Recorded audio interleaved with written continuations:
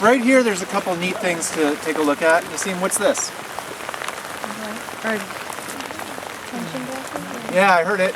Tension gash. Yeah, that's a tension gash array, right? A bunch of little tension gashes all in a line. Tension gashes are one of the symptoms of being close to the brittle ductile transition. Have we talked about the BDT yet?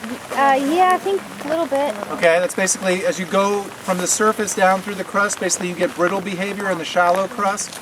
You cross a transition, the brittle ductile transition, and then below that transition you just get ductile behavior with no brittle behavior. All right? So there's a zone in the crust, usually around 10 to 20 kilometers deep, depending on the geothermal gradient, where you end up getting behavior that's partly brittle in nature and partly ductile in nature. And tension gashes are one example of that. This is an example of the rock breaking, making these veins, but the rock is stretching a lot for a given fracture length. All right?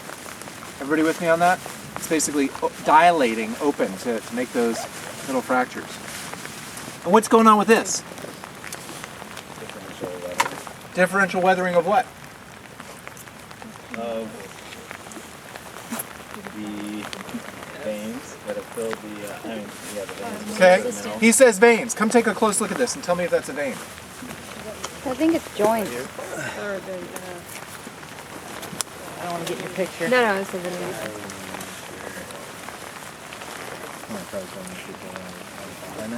Veins are filled with something, right? Are these filled with anything? No. If you look at them, you'll see the fracture right there is still there. There's a little fracture. Do you guys see that? Mm-hmm. And then the rock on either side of the fracture is very tough, and then that toughness fades off with increasing distance from the fracture. This is a metamorphism? what's that? Contact metamorphism? Yeah, contact metamorphism, or this is sometimes called metasomatism. Contact metamorphism is specifically with igneous, intrusions. But metasomatism is what happens when you have hot water squirting through a fracture, and it affects the rock next to the fracture. And in this case, I think it probably added silica to it. So now the edge of that fracture is really tough, but then the host rock is not all that tough. So the fracture actually weathers out in high relief, which is kind of weird when you think about it, right? Because it's a fracture. You'd expect it to be etched away. So that's kind of unusual. You don't usually see fractures that stand proud of the rock that they cut across. Is that what's going on here? I thought it was a Does everyone follow my explanation there? Should I repeat any part of that? What did you say metasomatism? Inserted with what?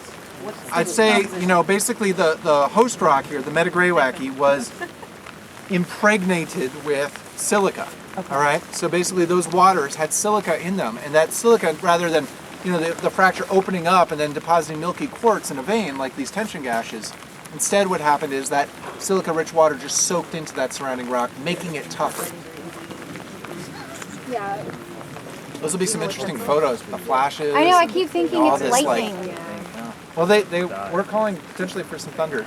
Can you briefly describe the metasomatism again? Yeah, basically it's just that hot safe? water influencing Far down. the rock, changing the rock. Metasomatism literally means change in the body, all right? Soma is body.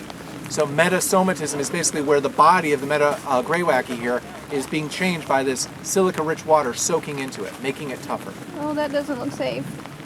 Yeah, that's where we're going. No way. That's the traverse.